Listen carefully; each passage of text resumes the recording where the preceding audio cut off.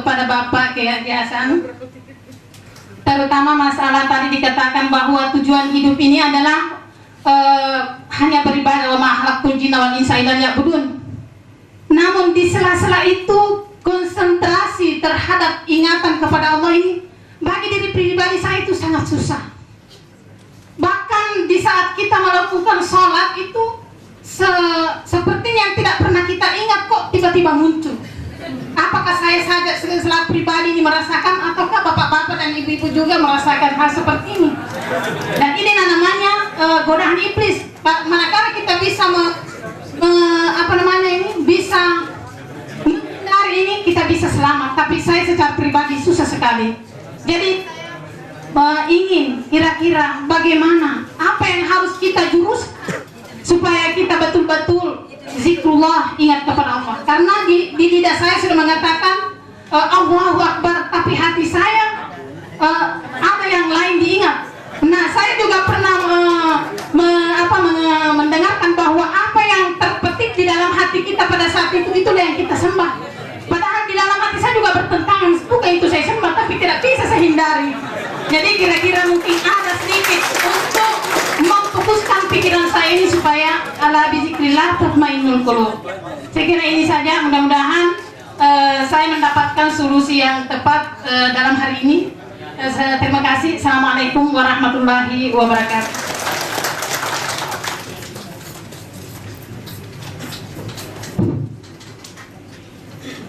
Bismillahirrahmanirrahim. Sebenarnya pertanyaan ketiga orang ini sudah terjawab semua sama Akbar. Ya, saya kira otomatis karena beliau bicara sudah mencakup semuanya. Adapun yang saya sampaikan tadi itu bahwa Muhammad itu adalah merupakan guru kita, itu adalah bertolak kepada Al-Baqarah surah Ali Imran ayat 31. Qul in kuntum tuhibbunallaha fattabi'uni. Setiap kita terjemahkan itu selalu melalui fattabi'uni, ikuti aku. Jadi kita disuruh ikuti Muhammad karena kita ini bukan Muhammad, tapi Muhammad ada pada diri kita masing-masing. Dia yang senantiasa lurus berjalan, maka sebal fuadu marah. Di dalam Al-Quran kita membaca fa'alhamaha fujuraha wa taqwaha, fa'alhamaha fujuraha wa taqwaha. Dan aku ilhami manusia dengan dua sifat, fujuraha wa taqwaha. Fujuraha ini senantiasa diliputi nafsu, syaitan, iblis laknatullah alaih. Yang takwa ini yang selalu dimotori oleh Muhammad Rasulullah, yang tidak lain.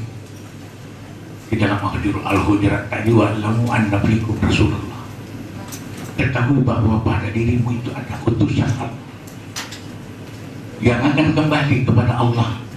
Kullukum min Adam wa Adam min turab. Kamu semua dari Adam, Adam dari tanah. Yang mana tubuh Adam? Adalah jasmani kita yang akan kembali masuk dalam tanah. Inna lillahi wa inna ilaihi rajiun. Yang mana dari Allah akan kembali kepada Allah adalah roh kita. Namun kehadirannya di dunia untuk apa? Untuk menyembah Allah. Menyembah Allah itu bukan hanya sujud, bukan hanya rukuk saja, bukan hanya berkata Allahu Akbar dan lain-lain sebagainya. Berbuat yang baik seperti yang saya katakan tadi, itu adalah rangkaian daripada penyembahan kita kepada Allah. Menghilangkan segala sangka buruk di dalam diri kita, itu adalah penyembahan yang tidak pernah putus kepada Allah Subhanahu wa Ta'ala. Jadi segala bentuk perbuatan kita, perkataan kita, bahkan itikat kita, itu satu satu lingkaran, satu sistem yang tidak terlepas daripada penyembahan kepada Allah Subhanahu wa Ta'ala. Jadi apapun yang kita lakukan, kita berdagang, kita berkantor, kita jadi tentara, jadi polisi, apa saja yang kita kerjakan, Alhamdulillah termasuk rangkaian daripada menyembah Allah Subhanahu wa Ta'ala. Nah, untuk tepatnya ingatan kita kepada Allah, jangan terganggu kepada yang lain. Yang pertama, kewajiban kita itu adalah memiliki ilmunya. Kita menuntut ilmunya dulu. Kemudian kita bagaimana melatih diri kita untuk senantiasa ke situ. Karena di dalam dunia kita ini kita hanya kenal dua, sesuatu dan yang satu. Ya. Sesuatu itu adalah ciptaan, yang satu ini adalah pencipta. Jadi apa namanya, tafakkaru fil khalqi wala tatafakkaru fil khaliq. Pikirkanlah apa yang penciptakan, jangan kau pikirkan yang penciptanya.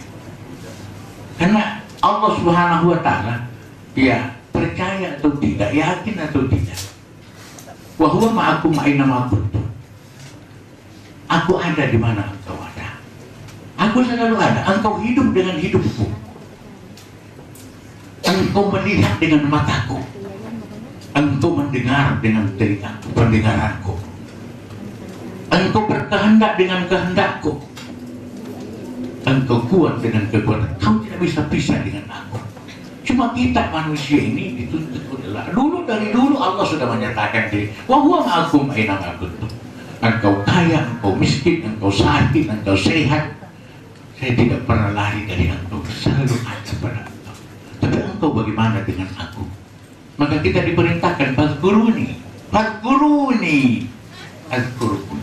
Ingat aku, ingat aku. Coba diulang-ulangi, ingat aku. Kalau begitu yang ingat itu Allah, bukan aku. Karena kita ini kan la haula. Allah jangan dicari bentuknya, ya, jangan dicari bentuknya, jangan dicari warnanya. Allah bukan membentuk, bukan warna. Laisa kamitslihi syai'un. Ingat aku, ingat engkau, ingat aku, ingat aku. Ini yang dijamin surga. Siapa yang ingat akhirul hayat pasti masuk. Bukan insya Allah, bukan.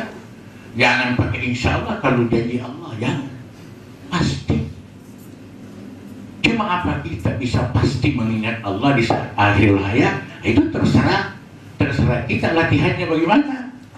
Kalau kita latihannya bagus, insya Allah. Sama saja itu orang yang hadir bela diri. Kadang-kadang tidak dilihat dari mana serangan, tapi dia bisa tangkis cepat. Kenapa? Memang kebiasaannya seperti itu. Dia main rasa, dia pakai rasa.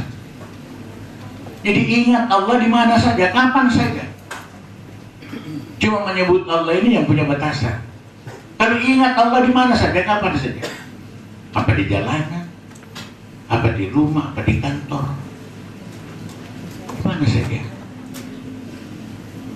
Pernah ditanya Nabi oleh Sayyidina Ali karramallahu wajhah, mahiyal ilmu ya Rasulullah, apa itu ilmu sebenarnya?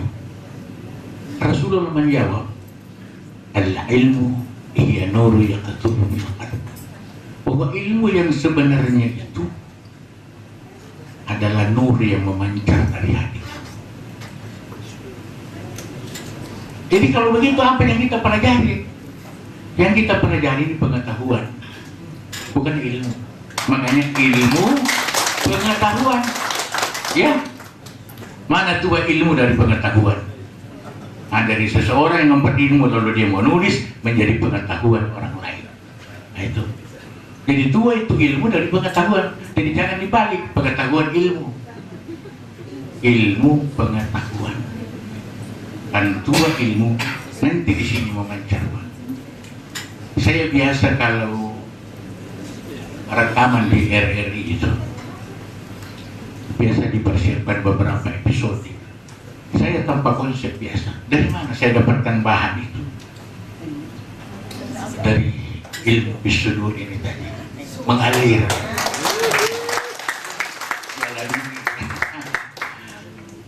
Karena saya punya otak ini tidak pernah. Apa yang saya alami, apa yang saya baca, apa yang saya lihat, selalu saya bawa. Bagaimana? Kata hadis kursi innal aisyah. Sesungguhnya hidup itu hidup Allah. Lalu saya berkata, ya Allah, bagaimana aku? Aku juga hidup ini. Lalu dapat jawaban, engkau tidak hidup, engkau cuma dihidupkan. Enak saya rasa, sudah jadi lega. Jangan-jangan kalau saya yang hidup jadi sombong nanti. Ya, saya tidak punya apa-apa, cuma diberikan amanah. Jadi termasuk ilmu yang sekarang saya sampaikan kepada saudara-saudara, kepada bapak-bapak sekalian. Ya, itu titipan Allah. Dan saya berusaha bagaimana saya berjalan dengan ilmu. Karena orang yang tidak punya ilmu berjalan di dunia ini bagaikan orang buta. Ilmu inilah yang membimbing kita. Jadi kalau orang berilmu lalu tidak berjalan dengan ilmunya, berarti dia berjalan seperti orang buta meraba-raba. Jadi saya kira dengan ilmu ini juga kita mengenal Allah, kita mengenal Rasulullah. Jadi tanpa ilmu kita tidak punya apa-apa dan kita tidak punya harapan apa-apa. Ya mudah-mudahan apa yang kita dapatkan hari ini ya dapat lebih memacu spirit kita, semangat kita untuk lebih banyak melihat kekurangan-kekurangan kita. Nah, sehingga kita bisa memperbaiki sebelum kita dipanggil menghadap Allah Subhanahu wa Ta'ala. Jangan mau direnggut sama malakul maut. Sakit, gigi dicabut saja sudah sakit, kumis dicabut satu lembar saja sakit, apalagi roh dicabut, naudzubillah min dzalik. Kita ingin dipanggil baik-baik karena roh ini diberikan Allah Subhanahu wa Ta'ala secara baik-baik. Dia dalam keadaan suci, tidak punya dosa, sehingga begitu disayang manusia. Laqad khalaqnal insana fi ahsani taqwim. Bahkan Allah dalam hadis qudsi, khalaqtu syai'a li ajlika ya Muhammad. Aku ciptakan segala sesuatu untuk engkau wahai Muhammad. Wa khalaqtuka minni, dan aku ciptakan engkau untukku.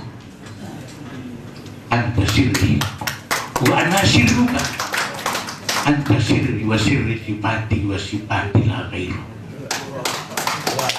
Engkau rahasiaku, rahasiaku itu sifatku, dan sifatku tiada lain dari aku. Kehadiran Muhammad bukan karena cinta, dia karena tajalli Allah Subhanahu wa Ta'ala, lalu keluarlah yang disebut Nurullah.